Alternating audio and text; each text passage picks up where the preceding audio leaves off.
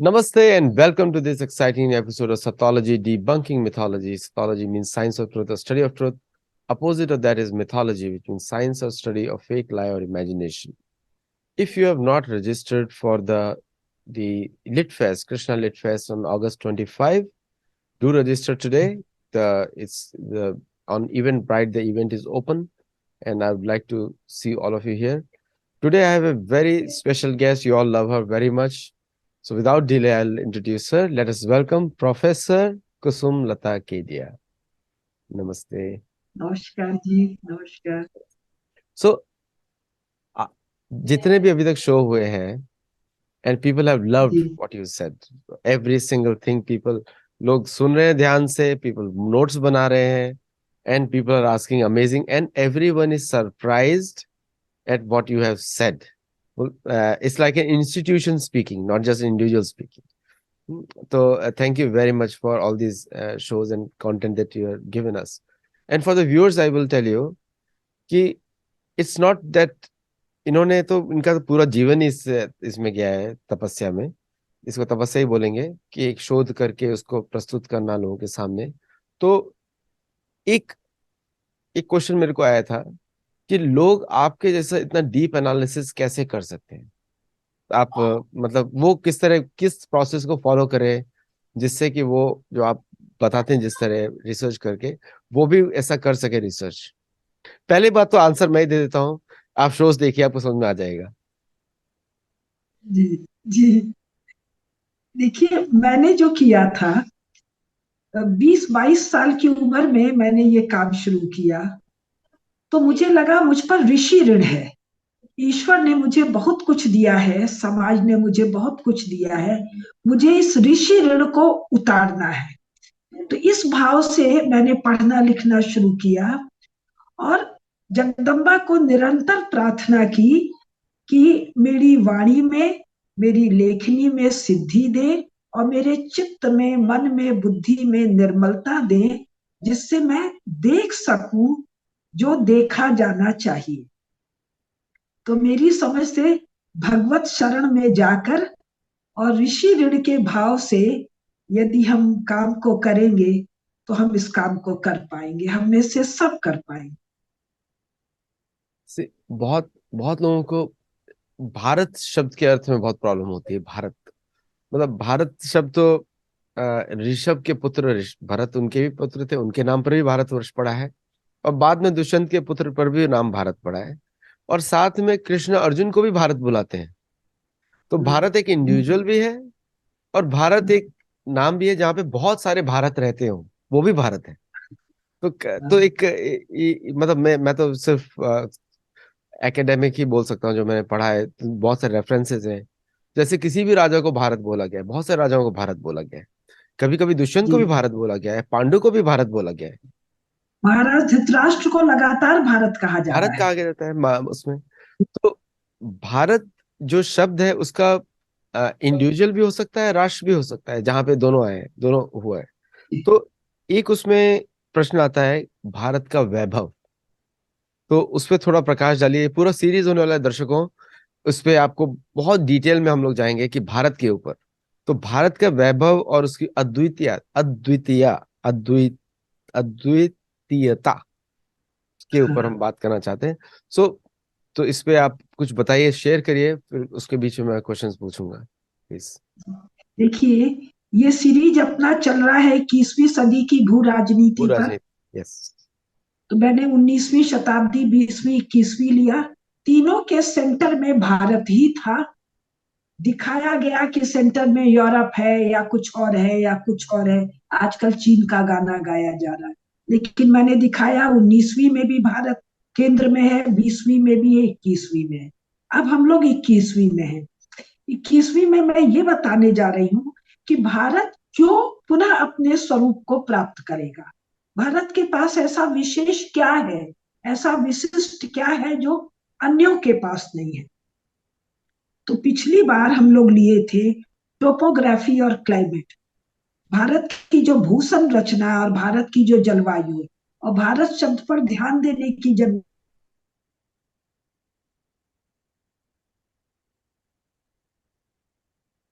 क्या उनका कनेक्शन रुक रहा है, कट गया है? एक मिनट, मैं पूछता हूँ उनको। तो अभी जुड़ जाएंगे वापस।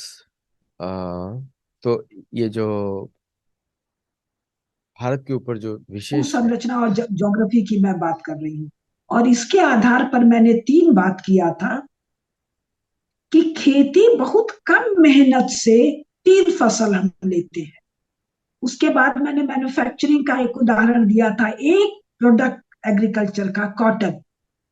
उस कॉटन के मैन्युफैक्चरिंग से दुनिया का सोना चांदी और धन हम फ्रॉम टाइम इमेमोरियल भारत में आ रहा है। फिर उससे रिलेटेड मैंने टर्शरी सेक्टर की बात की थी। और फिर मैंने बात की थी भारत के पास अवकाश बहुत है, या बल्कि अब कहूं भारतीयों के पास अवकाश बहुत है। अवकाश बहुत, ये भारत का वैशिष्ट्य है। ये अवकाश आज के दिन न अमेरिका के पास है सारे टेक्नोलॉजिकल डेवलपमेंट के बाद, न रूस के पास है, न चीन के पास है, न जापान के पास है। जापान में वर्किंग कंडीशन इतना हार्श है, इतना उसके कारण मोनोटोनी है, इतना आइसोलेशन है कि वहां के जीवन के बारे में हम लोग पढ़ते हैं, फिर कभी बात करेंगे। ना मिडिल ईस्ट में है, ना चीन में है, अवकाश कहीं नहीं है। कारण प्रोडक्टिविटी की यह अनुकूलता ईश्वर ने इस क्षेत्र को प्रदान की है। तो इस अवकाश का जो वैशिष्ट्य है, जो विशेषता है, वो किसमें प्रतिफलित होता है? ये प्रतिफलित होता है अपुलेंस में, बहुत बहुत होना, बहुतायत। ये प्रतिफलित होता है वैभव में, ये प्रतिफलित होता है ऐश्वर्य में, ईश्वर जैसा सब कुछ होने में। तो अब इस होने का मतलब क्या है, वैभव का मतलब क्या है, बहुतायत, ये ऑपुलेंस, ये ऐश्वर्य क्या है? तो इसके हम एक एक, दो दो, तीन तीन, चार चार उदाहरण लेते जाए। भारत में इस वैभव के कारण जबरदस्त कंस्ट्रक्शन है, स्थापत्य है, शिल्प है।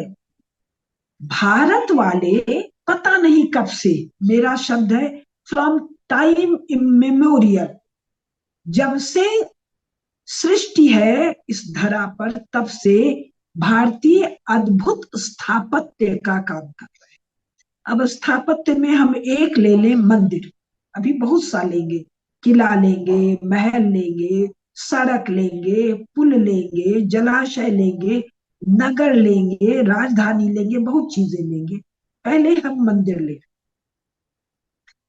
तो जितने मंदिर आज की तारीख में 15 अगस्त 1947 के बाद वाले भरत भूमि में दिखाई दे रहे हैं, यानी इस डेटिंग का मतलब क्या है, 1000 साल से जो भयंकर दानवीय तोड़ फोड़ हो रहा है, उसके बावजूद, अभी तो मैं देहरादून में बैठी हूं, मध्य प्रदेश में खजुराहो एक जगह है।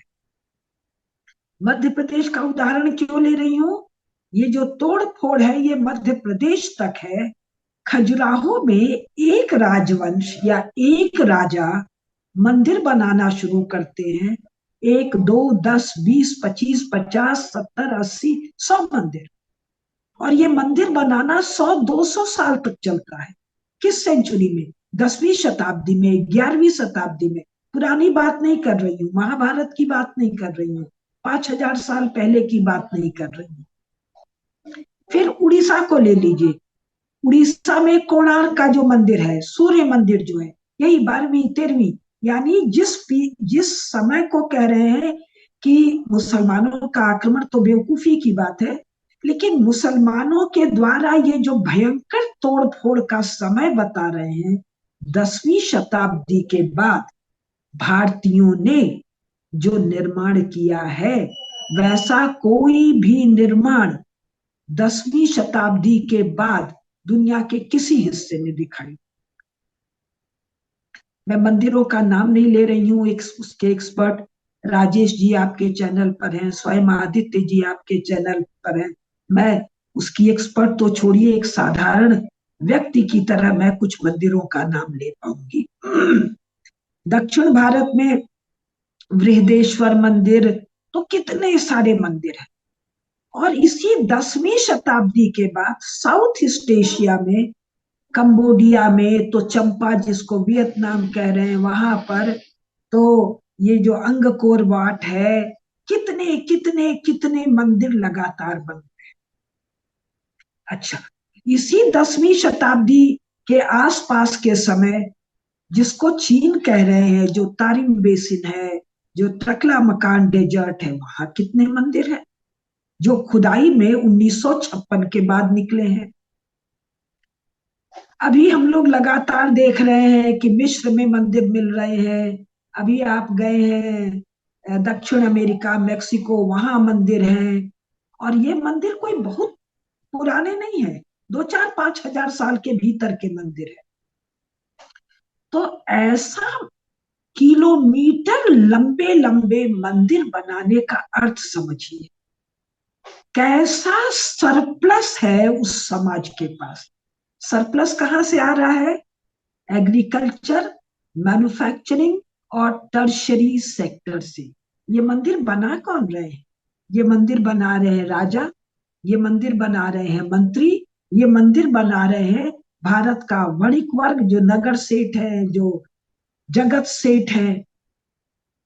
इन सेठों की सेठानियां, सेठ श्रेष्ठी है, साहूकार है, इनकी पत्नियां ये मंदिर बना रहे हैं। सार्थवाह लोग जो बड़ा बड़ा कारवां लेके जा रहे हैं, यानी ट्रेडिंग के लिए जो लोग 100 किलोमीटर, 500 किलोमीटर, 1000 किलोमीटर की जो यात्रा कर रहे हैं, ऐसे इनको ट्रांसपोर्टर्स कहेंगे आज की भाषा में, ये लोग विराट मंदिर बना रहे हैं। अजंता जो बना है वो किन के लिए बना है? कोई बौद्ध भिक्षुओं के लिए तो नहीं बना है। मैं अजंता के एक भित्ति चित्र म्यूरल की चर्चा कर, तो एक भित्ति चित्र में कम से कम 100-200 स्त्रियां हैं। अब स्त्रियों के होने का मतलब क्या है? उस 100-200 का कोई 50-60-70 प्रकार की केस सज्जा है।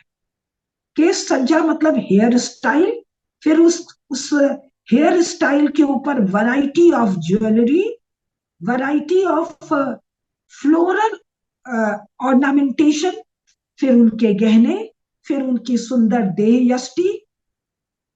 देह यष्टि में जघ्न प्रदेश भी है, वक्षस्थल भी है, कमर भी है, ग्रीवा भी है, आंखें भी है, नाक भी है। बौद्ध भिक्षु को क्या जरूरत है ये सब देखने की? वस्त्र के प्रकार है, फिर पूरे देह में आभूषण के प्रकार है। और ये क्या सीन है? कोई एक प्रोसेशन जा रहा है, उसमें कोई 150 स्त्रियां हैं। केवल स्त्रियां नहीं है, बच्चे भी हैं, साधु भी हैं, पुरुष भी है, घोड़े भी है, हाथी भी है, और ये सब के सब आभूषणों को पहने हुए हैं। तो बौद्ध भिक्षु को नाक बंद करके साधना करना है, विपश्यना करना है, या ऐसा ऑब्जर्वेशन करके पेंटिंग करना है? तो ये झूठ फैलाया गया post East India Company 19th century. हम लोगों ने ये जो भू राजनीति शुरू की है 19वीं, 20वीं, 21वीं, 3 शताब्दी की मैंने चर्चा की है। तो 19वीं शताब्दी में, खास करके 1830 के बाद, हर भारतीय चीज को बुद्धिस्ट बनाने का सिलसिला चला। वो हम लोग बाद में कभी चर्चा करेंगे क्यों चला। तो जो ये सार्थवाह हैं, जो ट्रांसपोर्टर्स हैं, जो व्यापारी हैं, वो जहां टिक कर रह रहे हैं 2-4 रात या 15-20 दिन, उनके साथ उनके पुत्र हैं, उनकी पुत्र वधुएं हैं। तो जो सार्थवाह है वो राजा जैसा ऐश्वर्य संपन्न है, वैभव संपन्न है। तो उसकी पुत्र वधु का जो कक्ष है अजंता में, वो इतना सुंदर डेकोरेशन है। तो हम बात कर रहे हैं अवकाश सरप्लस और वैभव स्थापत्य की। तो स्थापत्य में धन चाहिए। ये धन कहाँ से जनरेट हो रहा है? एग्रीकल्चर से, मैन्युफैक्चरिंग से, व्यापार से, बैंकिंग से, ट्रांसपोर्टेशन से, और उसकी डिटेलिंग सर्विस सेक्टर से। तब केवल धन से तो नहीं होगा। किस स्केल पर छेनी हथौड़ी से स्थापत्य बनाने वाले, शिल्प बनाने वाले लोग हैं, और कितने म्यूरल पेंटिंग्स करने वाले लोग हैं। मैंने कहीं पढ़ा कि भारतीय लोग बनाते हैं like giants and decorate like jewellers. आप किसी एक मंदिर का केवल हाथी गिन लीजिए, कम से कम 2 4 5 हजार हाथी होंगे, और वो हाथी जितने गहने पहने हैं, वो सारे गहने आभूषण छेनी हथौड़ी से पत्थर पर उकेरा जा रहा है। तो इसके लिए कितने हजार या कितने लाख शिल्पी चाहिए। और शिल्पियों का जो एक्सीलेंस है, जो स्किल है, उसका क्या लेवल चाहिए कि अगर म्यूरल्स है, यानी भित्ति पर, वॉल पर अगर तराशा जा रहा है, खोदा जा रहा है, एक गलती नहीं हो सकती। ये कोई रबड़ पेंसिल नहीं है, ये कोई पेंटिंग नहीं है, ये कोई मूर्ति नहीं है कि एक मूर्ति बिगड़ गया दूसरी बना के वहां लगा दिया। एक गलती का मतलब है पूरा का पूरा वॉल जो रिप्लेस नहीं होगा। तो शिल्पियों का कैसा संगठन है,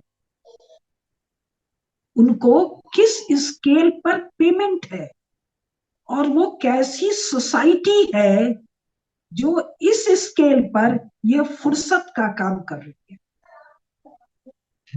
जो इकोनॉमिक्स चला है यूरोप में पोस्ट एडम स्मिथ, इनके यहाँ तो जो सारे फादर हैं, father of economics, father of history, father of political science, father of sociology, सब 18th 19th सेंचुरी फेनोमेना है। तो ये 2 250 साल में जो इकोनॉमिक्स चला है, वो इकोनॉमिक्स तो इसको अनप्रोडक्टिव वर्क कहता है, इसको प्रोडक्टिव वर्क नहीं कहता है। और फिर इन मंदिरों से जुड़े हुए जो मेले हैं, जो ठेले हैं, जो त्योहार है, जो खर्चे हैं, जो उपासना पद्धति है, उस उपासना में देवता के लिए जितने आभूषण हैं, जितने वस्त्र हैं, जितने भोजन हैं, ये सब यूरोप का चर्चियनिटी के विरोध में जन्मा हुआ 18th तो जबरदस्ती का है, 18th 19th 20th century economics non productive कहता है।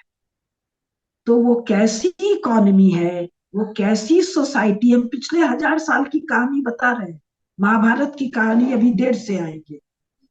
पिछले 1000 साल में जब यूरोप में तुम एक नरेटिव गढ़ रहे हो 20वीं शताब्दी में और 19वीं शताब्दी के अंत में कि भारत पर किन्हीं मुसलमानों ने कब्जा किया, भारत पर कहीं से कोई विदेशी आक्रमण हुआ, मैंने उसी कालखंड को लिया है जिस कालखंड को भारत के डिकेडेंस का कालखंड कहते हैं।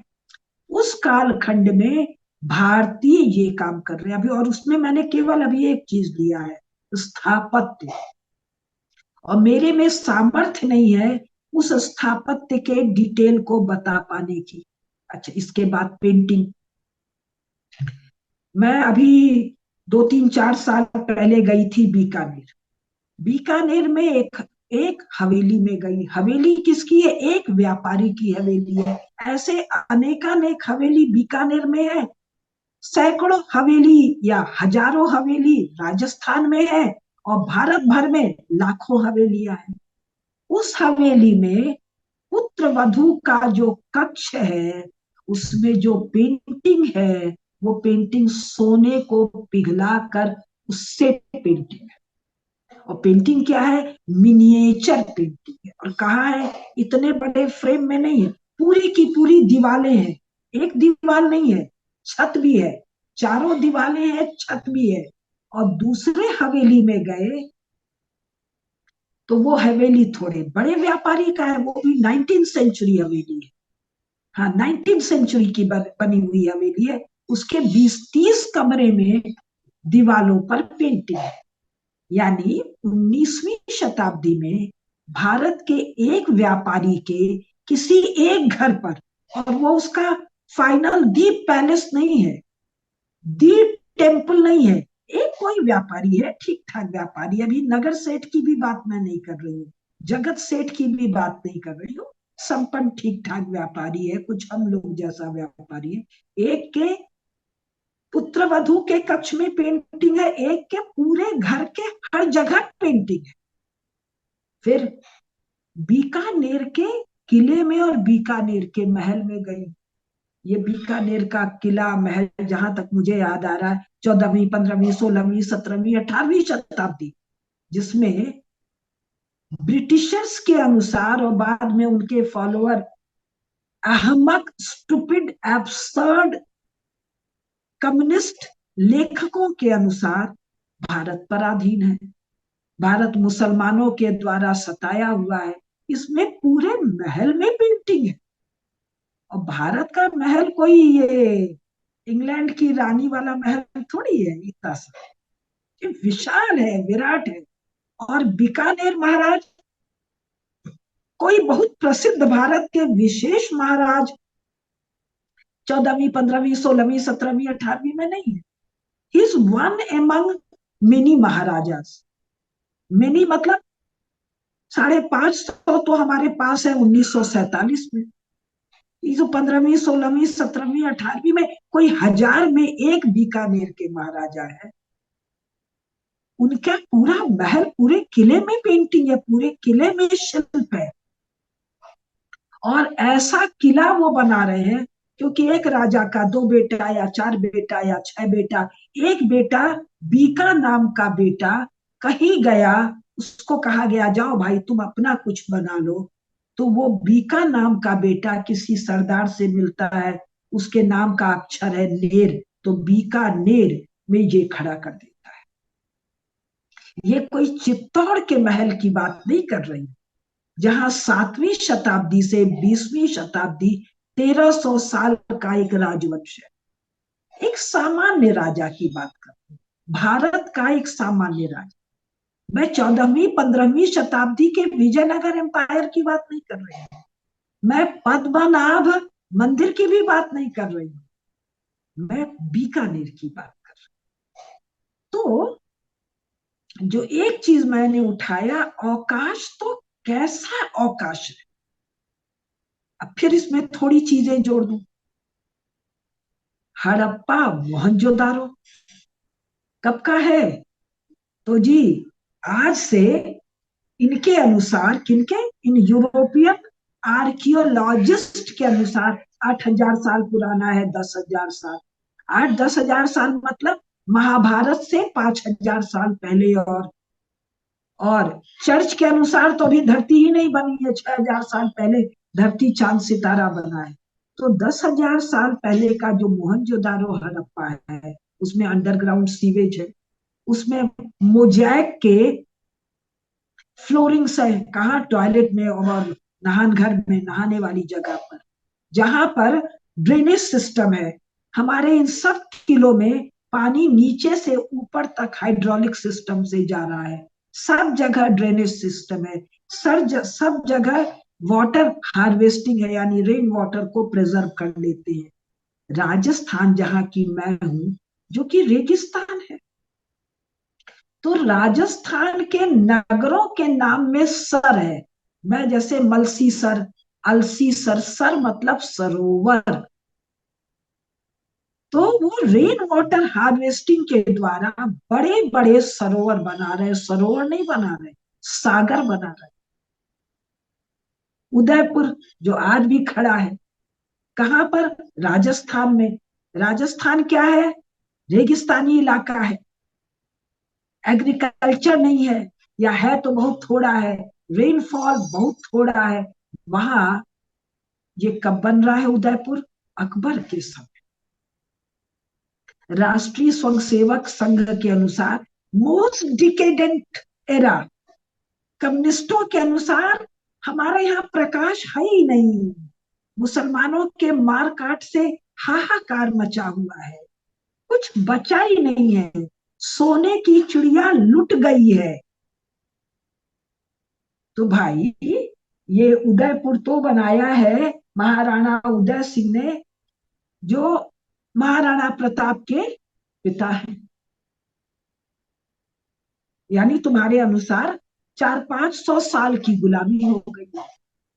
तो महाराणा उदय सिंह कौन है?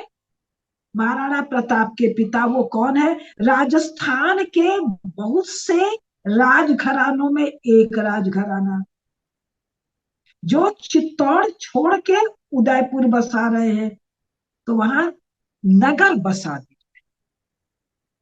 तो आप कल्पना कीजिए, 15वीं 16वीं शताब्दी निश्चित रूप से भारत के ऐश्वर्य काल का शिखर नहीं है। निश्चित रूप से तोड़ फोड़ मार काट चल रहा, आज से 500-600 साल पहले। और ये नहीं कि नरेंद्र मोदी ने तय किया है कि उदयपुर जैसा एक शहर बनाना है जिसमें 15 अगस्त 1947 के बाद के भारत का कैपिटल लग रहा।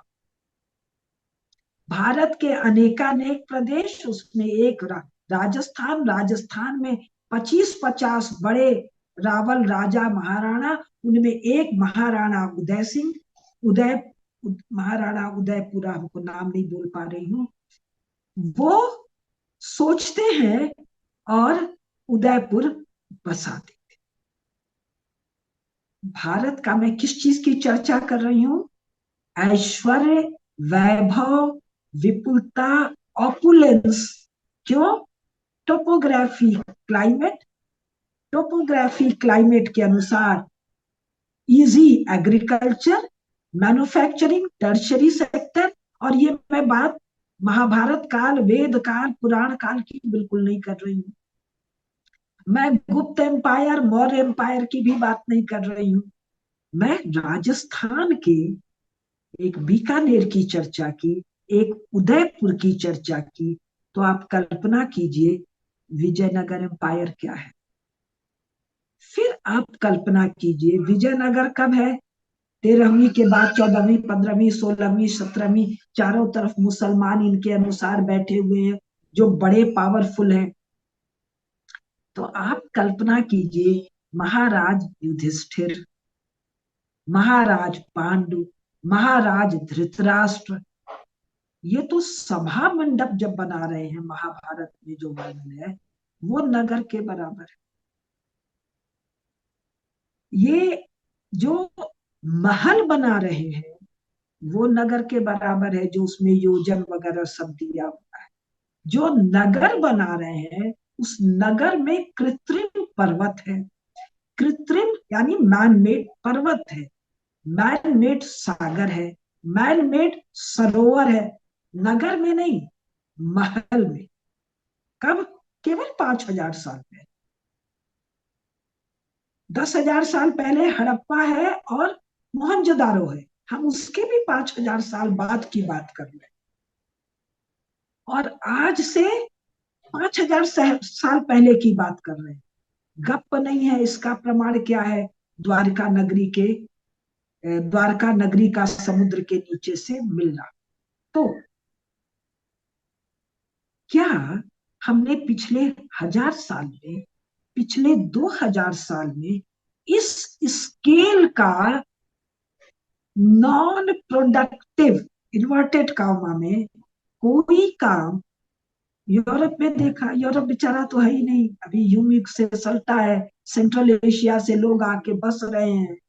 अमेरिका में देखा है, अमेरिका में बहुत है, लेकिन जिस अमेरिका की मैं बात कर रही हूँ, U S A, United States of America, Canada, Australia, इन लोगों के द्वारा कुछ है क्या? जापान में कुछ है क्या?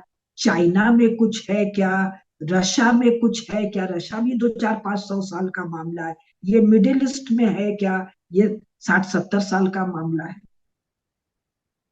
कहीं है क्या ये स्केल? तो भाई आप 1,000 साल पुरानी बात मत कीजिए, नहीं किया मैंने। मैंने तो उदयपुर कहा 500 साल पहले, और चलिए हम आज ही पर आ जा रहे हैं। 1947 के बाद तो स्थापित सत्य है, एक्सिम है, कि भारत सोने की चिड़िया लुट गया, पिट गया, कंगाल हो गया जी। भारत के पास तो कुछ है ही नहीं। वो पॉवर्टी इंडेक्स में, हंगर इंडेक्स में राम जाने कहां कहां कहां चला गया। 1947 के बाद इसकी छाती पर नेहरू है, गांधी है, कांग्रेस का रूल है।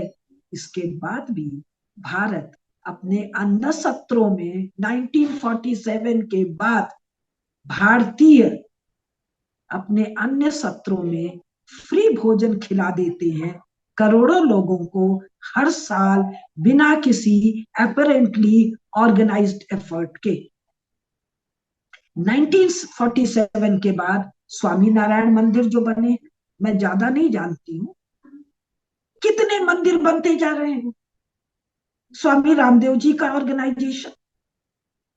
1947 के बाद भारत में जितने मंदिर बने हैं, ये तो तय बात है 15वीं शताब्दी से बहुत नीचे का भारत है। ये तय बात है विजयनगर एम्पायर के समय से नीचे का भारत है इकोनॉमिकली।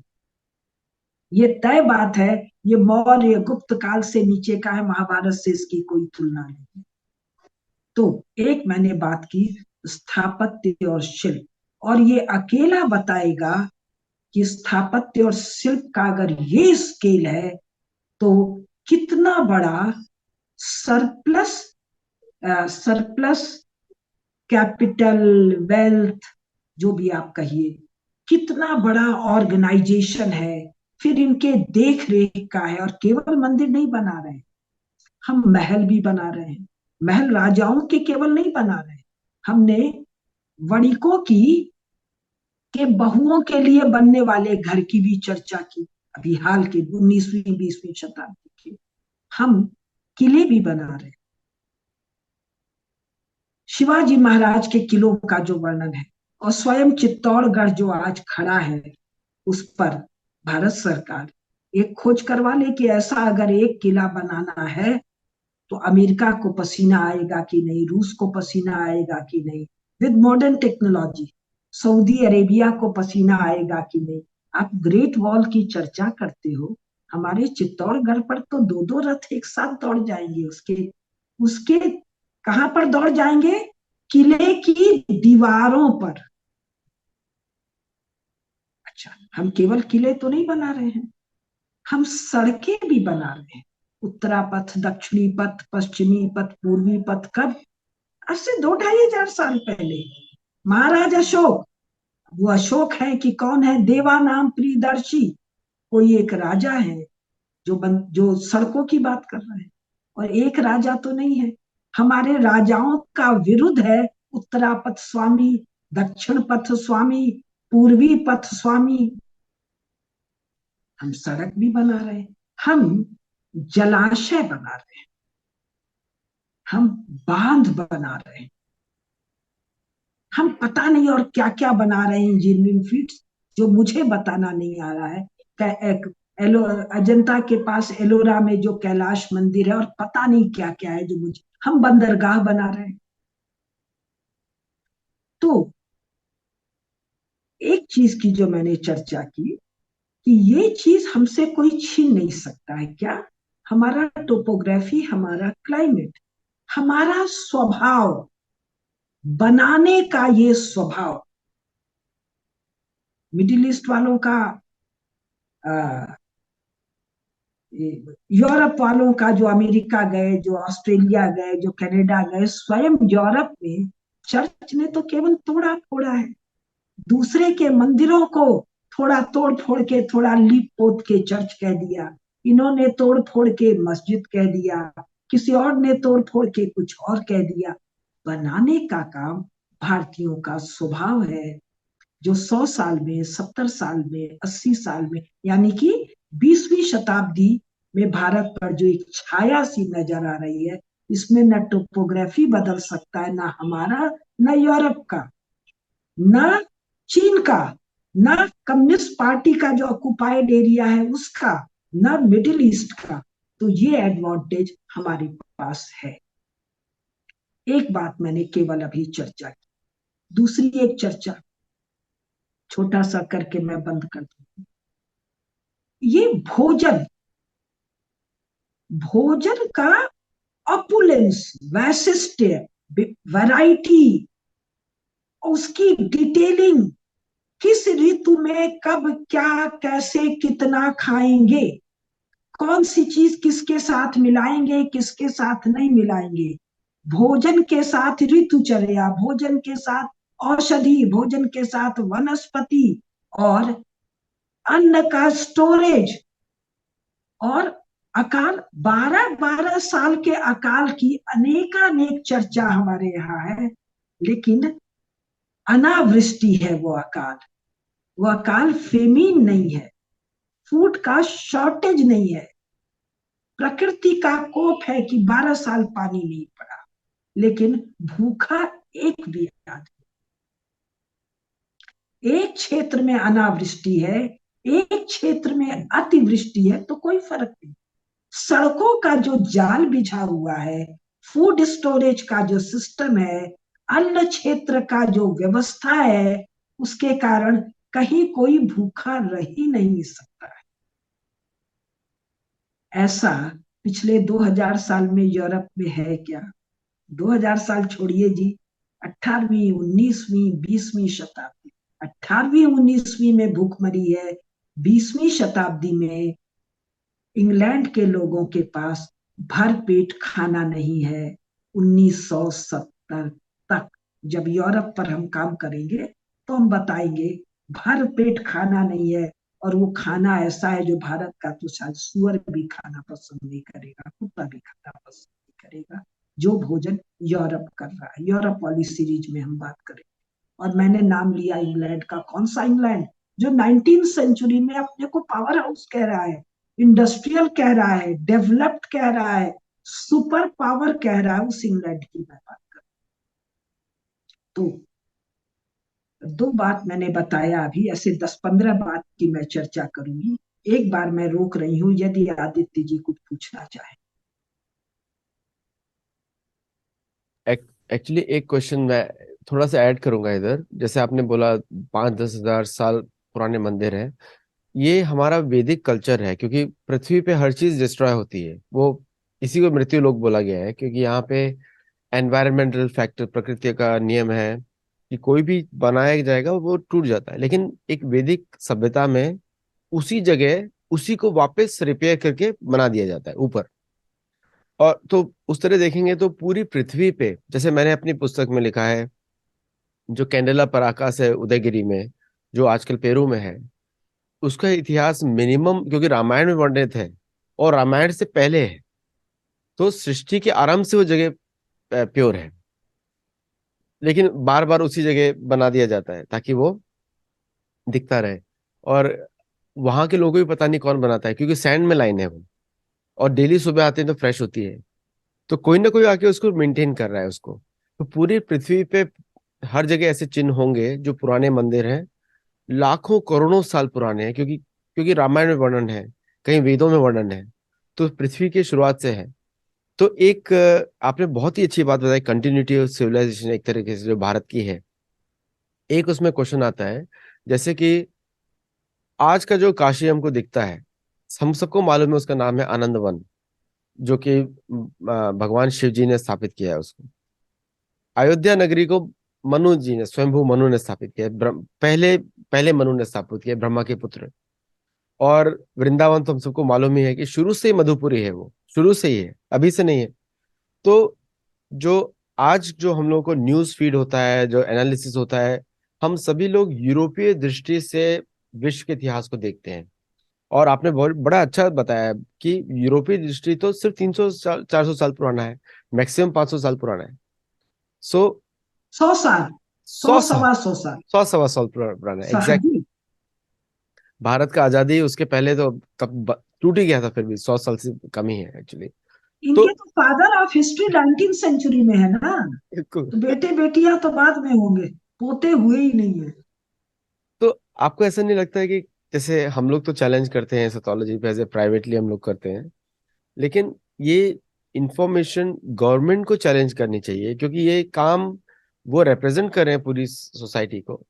और अगर भारत का मिनिस्ट्री ऑफ कल्चर या कोई और, क्योंकि सनातन धर्म का केंद्र बिंदु भारत है, तो भारतीय गवर्नमेंट का रिस्पॉन्सिबिलिटी ज्यादा रहता है, बाकी जगह नहीं है। सनातन धर्म हर जगह है, पूरी पृथ्वी पे है, लेकिन केंद्र बिंदु भारत है, गंगा, काशी है। तो ये आपको नहीं लगता है कि भारतीय गवर्नमेंट को भी इस तरह के मुद्दे उठा के they have to start imposing rules, sanction based policy? क्योंकि मैं अभी भू राजनीति पर बोल रही हूँ, तो मैं इस विषय पर टिप्पणी नहीं करूंगी। वो कभी अलग से चर्चा चलेगी तब टिप्पणी करूँ। बिल्कुल।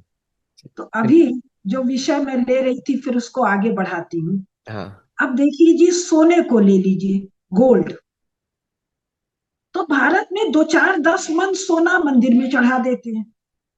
19th सेंचुरी, महाराजा रणजीत सिंह, 1830 में तो उनका स्वर्गारोहण शायद हो गया है, 30 में कि 36-32 में। वो बाबा विश्वनाथ में कितना मन सोना लाके धर देते हैं। 19th सेंचुरी डेफिनेटली महाभारत की तुलना में कहीं नहीं है, विजयनगर एम्पायर की तुलना में कहीं नहीं है, मौर्य और गुप्ता साम्राज्य की तुलना में कहीं नहीं है। आज के भारत में 10-20-100 टन सोना मंदिरों में और महलों में लगा हुआ भारत में मिल जाएगा। दूसरा, भारत के मंदिरों में घोड़ा, हाथी, माने कोई भी जानवर बिना आभूषण के नहीं है, मनुष्यों की बात छोड़ दी। यूरोप की आप कोई भी पेंटिंग उठा लीजिए, उसका राजा रानी भी स्वर्ण का आभूषण नहीं है, बाकी आभूषण तो छोड़ दीजिए। मैं अपने बाबूजी की लाइब्रेरी में पेंटिंग की किताबें बड़ा पन्ना पलटा करती थी।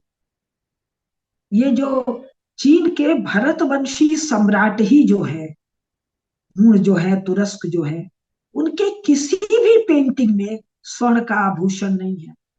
रूस में तो सवाल ही नहीं है, यूनाइटेड स्टेट्स में कोई सवाल ही नहीं है, जापान का मुझे पता। यहाँ तो पशु स्वर्ण आभूषण के साथ है। मुझे ध्यान है, घर में बचपन में बैलगाड़ी के जो बैल होते थे तो दशहरे के दिन स्वर्ण के आभूषण तो नहीं पहनाते थे, लेकिन अनेक प्रकार के कौड़ियों के और तरह तरह के मनकों के आभूषण बैलों को मैं स्वयं पहनाया करती थी। तो केवल हाथी घोड़ा राजसी नहीं, आज के दिन भी किसान के बकरी को, किसान के बैल को आभूषण पहनाते। गौ माता का तो कहना क्या। महाभारत में छोड़िए जी, आप रघुवंशम में जो विक्रमादित्य जी के समय में, आज से 2500 साल पहले है, सो जो गायों की जो सींग है वो सोने से मढ़ के, और दो चार गाय नहीं, 2-4 लाख गाय यज्ञ के बाद सोने से मढ़ के सींग दे दिया। तो क्या ऐसा कोई वर्णन हम यूरोप के बारे में, भारत को 21वीं सदी में किससे प्रतियोगिता है? ये कम्युनिस्टों के साथ। चीन के कम्युनिस्टों का माओ के समय कहानी है, कल्चरल रेवोल्यूशन के समय एकदम एकदम गरीबी में रहने वाले चीनी किसान। गरीबी में क्यों? ये कम्युनिस्ट लोग कब सक्रिय हुए हैं? जब जापान का आक्रमण हो रहा है मांचुओं के ऊपर और दुनिया भर का सिविल वॉर मचा हुआ है। 1949 के बाद माओ के समय ये जो चीनी कम्युनिस्ट है, ये आदेश पारित करते हैं कि स्त्रियों के बाल काट दिए जाएंगे। क्यों काट दिए जाएंगे? कुछ स्त्रियां जो बालों में चांदी के क्लिप लगा रही हैं, वो क्लिप ले लिया जाएगा, कान काट लिया गया। मैंने तो दो ही वर्णन सुना है, कान में कुछ चांदी है, बाल में कुछ चांदी है। वो 20वीं शताब्दी में 1949 के बाद चीनी कम्युनिस्ट छीन लेते हैं। और मुझे याद है, मैं पडरौना यानी कि ईस्टर्न यूपी, भारत का भी बहुत पिछड़ा इलाका, कब 1954 में मेरा जन्म है, मैं 12-13 साल की रही होंगी, मेरी बड़ी दादी की जो काम करने वाली थी, लचिया दाई बोलते थे, वो नाक में सोना, ये कान में चांदी का इतना बड़ा कुंडल, गले में चांदी, हाथ में चांदी, पैर में चांदी, कम से कम किलो भर चांदी, और कम से कम 20 से 30 ग्राम का नाक में लौंग जैसा वो पहनी रहती थी। कौन? जो दूसरे के घर में सेवा करने आई है, गृहस्थ स्त्री। तो वो किसान नहीं है, या तो मार्जिनल किसान के घर की स्त्री है, या एग्रीकल्चरल लेबरर है। 54 में मेरा जन्म है, तो 10 साल, 64, 64-66 के समय का गरीब भारत की, के गरीब इलाके की एक अत्यंत गरीब स्त्री इस तरह के आभूषण पहने हुए है। तो 2-3 चीज मैंने बताया। अब मैं कुछ चीजों की और चर्चा करने जा रही हूँ। ये भारत का स्वभाव जो अन्न बाहुल्य का है, भोजन कराने का, निरंतर भोजन कराने का, और भोजन की वैरायटी कराने का। क्या वैरायटी? जो कुछ पहले मैंने घर में देखा है, श्राद्ध पक्ष आता है हम लोगों के यहाँ भादों के महीने में, यानी अगस्त सितंबर, तो 15 दिन ब्राह्मणों को कितने प्रकार का भोजन, तो भिक्षुकों को कितने प्रकार का भोजन, तो कौओं को भोजन, तो गाय को भोजन, तो कुत्ते को भोजन। इसके बाद माघ महीना यानी जनवरी के आसपास, जब कुंभ का मेला वगैरह लगता है, माघ स्नान होता है माघ में, और फिर माघ के 2 महीने पहले दिवाली के आसपास, कार्तिक में 1 महीने, कितने प्रकार के भोजन का दान। ये मैंने मेरे बचपन में देखा। इसकी कंटिन्यूटी कोरोना, हमारे प्राइम मिनिस्टर नरेंद्र मोदी 80 करोड़ लोगों के घर पर भोजन पहुंचा रहे हैं। और हम अमेरिका में क्या सुन रहे हैं? ब्रेड और सूप के लिए लाइन लग रही। कम्युनिस्ट ऑक्युपाइड जो पीआरसी है, उसमें तो शायद लाइन का भी कोई झमेला नहीं है। जीरो कोविड के नाम से घर में बंद है, कितने मर रहे हैं, कितने खप रहे हैं पता नहीं। ये हम बता रहे हैं 21वीं सदी का। तो मैं बताने का कोशिश क्या कर रही हूँ, मैं किसी था की बात नहीं कर रही हूँ, ऐसा था। मैं बात कर रही हूँ जो था उसकी कंटिन्यूटी। और ये तय बात है कि पिछला 100 साल हमारे इतिहास का, हमारी स्मृति का सबसे खराब काल है। और इस सबसे खराब काल में हमको जिनसे प्रतियोगिता करनी है, उनसे हमारा कितना अधिक वैशिष्ट। अब मैंने भोजन बता दिया। भोजन का अर्थ हुआ कि भोजन के अभाव में मृत्यु नहीं है। भोजन के अभाव में मृत्यु हुआ था उन क्षेत्रों में जहां पर ईस्ट इंडिया कंपनी और 1860 के बाद ब्रिटिशर्स का एडमिनिस्ट्रेशन था। भोजन होने के बाद भोजन बंटने नहीं दिया गया था। एक कहानी तो मैं चर्चिल सीक्रेट पेपर में पढ़ी हूँ, जब 43 में स्कॉच स्कॉच अर्थ पॉलिसी हुआ कि जापानी चले आ रहे हैं, सुभाष बाबू बढ़े आ रहे हैं, तो बंगाल में सब खड़ी खेत की फसल जला दो, सारे अनाज को प्रोक्योर कर लो सरकार के द्वारा, प्राइवेट ट्रेडर्स के द्वारा। तो उस समय फेमीन आता है। अकाल नहीं, अकाल हमारे यहाँ कहा जाता है अकाल, जो काल अच्छा नहीं है, जब अतिवृष्टि या अनावृष्टि है। भूखमरी भारत का कहानी नहीं है, भूखमरी अंग्रेज अपने साथ लाए। और जब चर्चिल से कहा गया, तो उसको आश्चर्य हो रहा, भाई लोग भूख के बिना मरते ही हैं, लोग अनाज के बिना मरते ही हैं, इट्स सो नॉर्मल। भारत में मर रहे हैं, so what is so special? हम भी तो यहाँ मर रहे हैं। हम तो केवल अनाज बिना नहीं, हम तो सड़ सड़ के मर रहे हैं। फर्स्ट वर्ल्ड वॉर में, ट्रेंच वॉर्स में, जो जर्मनी के खिलाफ लड़ाई हुई, उसमें जितने सैनिक गोली खा के या लड़ते हुए मरे, उतने सैनिक ट्रेंचेज में सड़ के मरे। ये कहानी हम सिखाएंगे, बताएंगे आपको यूरोप वाली सीरीज। अब युद्ध, एक है मॉडल। ये अवकाश हमको क्या देता है?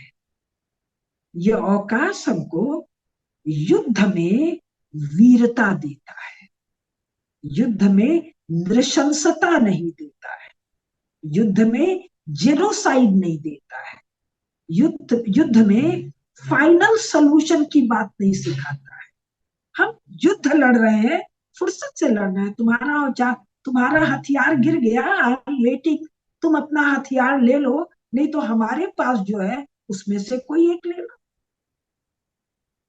और ये मामला केवल महाभारत में नहीं है, केवल रामायण में नहीं है, ये हमारे रोजमर्रा के जीवन। तो इस अवकाश ने हमको शिवलरी दिया, हमको वीरता दिया। इसीलिए फर्स्ट वर्ल्ड वॉर में, सेकेंड वर्ल्ड वॉर में जब 15 लाख हिंदू सैनिक जाते हैं, जब 25 लाख हिंदू सैनिक जाते, मैं हिंदू शब्द का डेलिबरेट प्रयोग कर रही हूँ, तो वो ये नहीं पूछते हैं कि हमको दूसरों के लिए क्यों जाना, या सैलरी के लिए जा रहे हैं तो जान पर क्यों खेलना। अरे जान पर खेल के वीरता दिखाने का तो मौका मिला है। और इसीलिए सारे थिएटर्स ऑफ वॉर में इंडियन आर्मी जीतती है। और उसका प्रमाण हमको कैसे पता जीती कि हारी? इंग्लैंड जब, या जो ब्रिटेन है जो अपने को ग्रेट कह रहा है, वो जब विक्टोरिया क्रॉस और विक्टोरिया मेडल देता है, मोर देन 90% हिंदू सैनिकों को मिलता है, ऑफिसर्स तो बहुत कम है। क्यों मिलता है?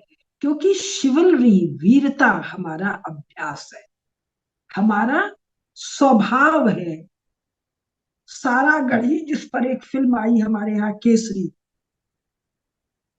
सारागढ़ी में वो 21 या 11 सिख लोग हैं और कोई 10-5 हजार वो अफगानी चले आ रहे हैं, और वो लड़ाई जीती जाती है। और मुझे बताया गया कि मिलिट्री हिस्ट्री में बहुत इंपॉर्टेंट। अरे यूरोप की मिलिट्री हिस्ट्री में बहुत इंपॉर्टेंट है ना, हमारे यहाँ तो ये सामान्य बात है। एक अभिमन्यु, 16 साल का लड़का, उसकी कैसी वीरता कि दुर्योधन के पक्ष में उसकी वीरता से त्रस्त होकर 7 महारथी जुट जाते हैं, और इसको अन्याय और पाप कहा जाता है।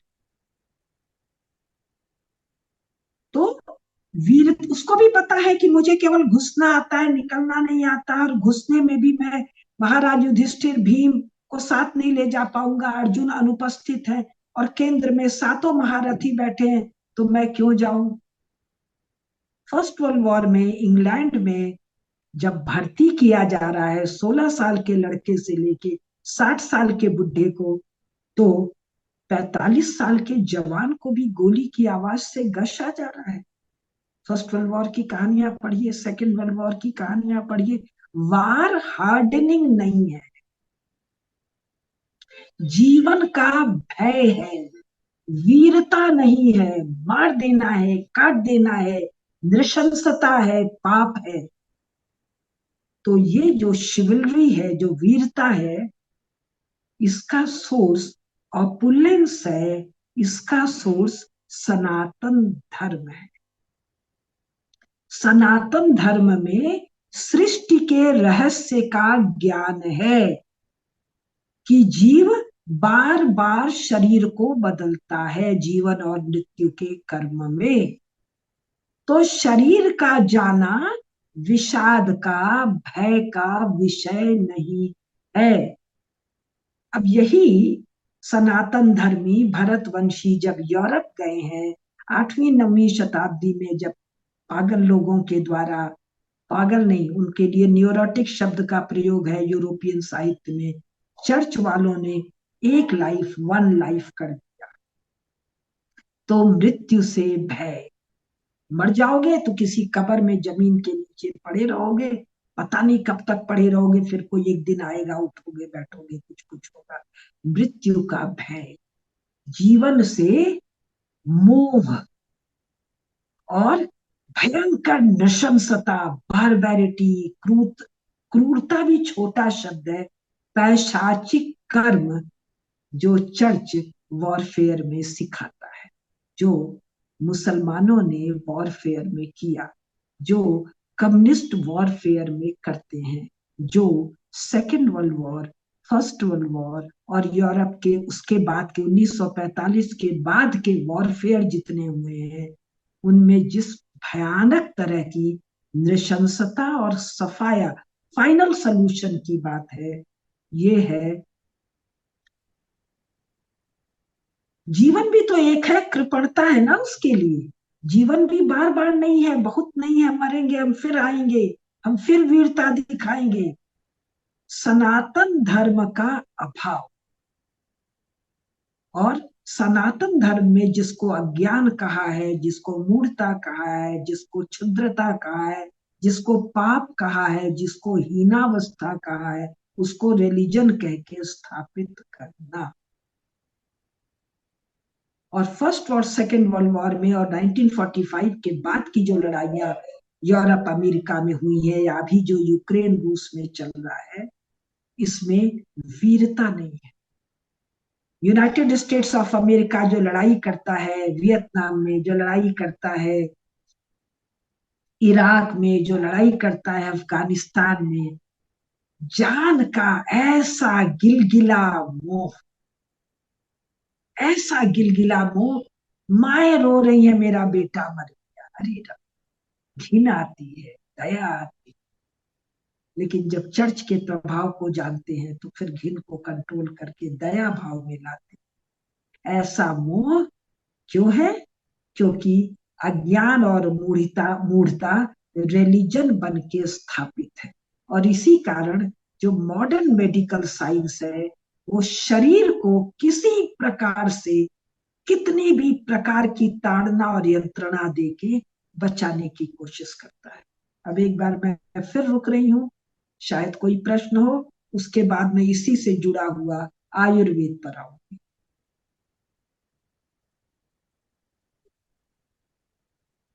आदित्य जी, हाँ। आदित्य। सो एक लास्ट क्वेश्चन है इधर। मैं बड़ा ध्यान से आपको सुन रहा था। एक, जैसे पिछला क्वेश्चन तो आपने बोला कि किसी और शो में डिस्कस करेंगे, कभी किसी और चैनल पे। अमेरिका में या पाश्चात्य देशों में अगर आप देखेंगे कि जो इनका एकेडमिक सिस्टम में जो इतिहास जो पढ़ाया जाता है, उसमें एक हमेशा मतलब लोगों को लगेगा कि भारत के फॉरेन पॉलिसी तो बात करता है कि भारत एक दोस्त है, लेकिन जो पढ़ाया जाता है बच्चों को, वो पढ़ाया जाता है कि भारत और जितने भी अनेक देश हैं, ये सभी अमेरिका की वजह से समृद्ध हुए आज के समय में। ये 200 साल पुराने या 150 साल पुराने इतिहासों की बात नहीं करते, क्योंकि 150 साल पहले अमेरिका एक बहुत ही गरीब राष्ट्र था। गरीब, 1914, 1915, 1920 या 1947 तक ही गरीब राष्ट्र था वो। जब बिल्कुल भी उसमें इतना धन नहीं था। तो और most of the wealth UK के थ्रू यहाँ पे आया था। जो यूके में भारत से गया वो यहाँ पर आया। ये इतिहास कभी पढ़ाया नहीं जाता है।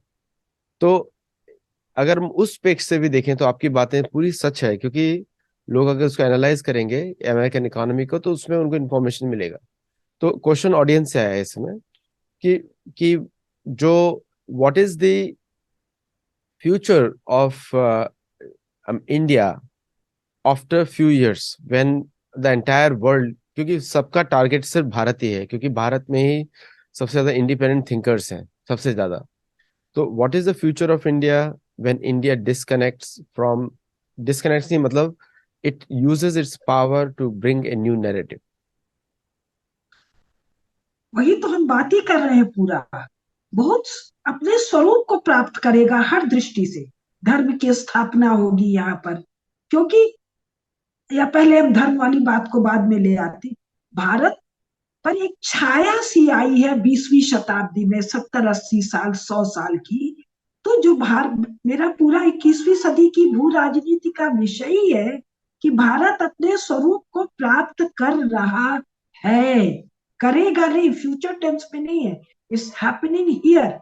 तो स्वाभाविक है, अपने स्वरूप को प्राप्त कर रहा है का मतलब क्या?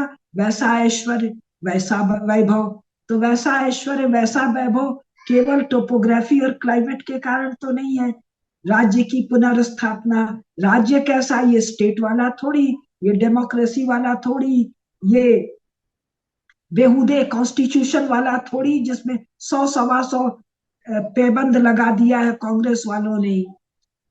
तो राज्य कैसा, जो धर्म चक्र की स्थापना के लिए राजदंड को ग्रहण करता है। तो यानी सनातन धर्म के सिद्धांतों के अनुसार जीवन का प्रवाह।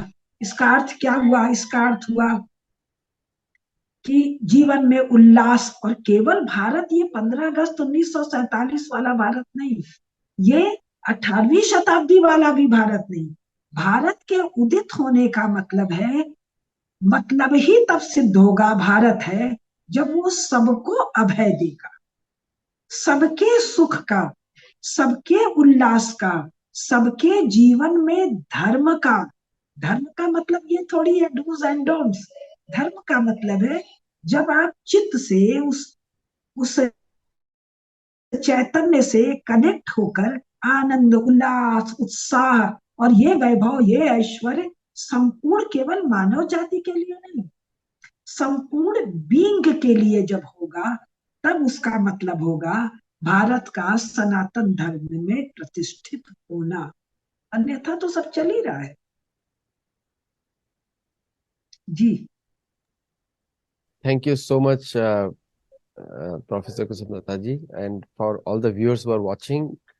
25th August 2023, there will be Lit Fest. It's called Krishna Lit Fest, organized by Satology in San Diego at Alliant University. So please do join there. If you're in the US, you will meet Professor Kusumlata Kedia ji in person. So don't miss that opportunity. And also you will meet many other guests on this show who have made this show wonderful, including Ankit Shah and many other people joining from India, plus many American authors also will be there. Do join there. And I'm very thankful to Alliant for hosting us.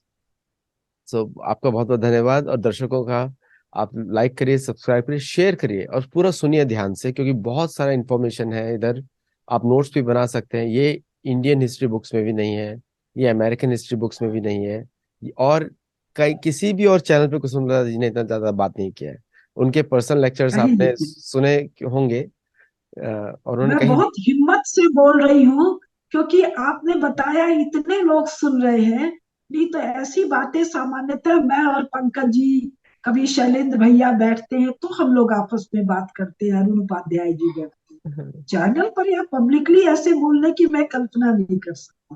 पहली बार बोल रही हूँ, और ये और केवल सुनने वालों के कारण है। और आपके कमेंट्स हम सबको प्रोत्साहित करते हैं। और कुसुमलता जी। जी आपके कमेंट्स जरूर पढ़ती हैं, उनको पढ़ के सुनाए भी अब जाते हैं, शुरू कर पढ़ती दिया भी हैं। पढ़ना, हाँ। तो अब शुरू, कभी आ गया ढंग। जी। अब पढ़ती हूँ। सो नमस्ते और धन्यवाद बहुत बहुत आप सबका।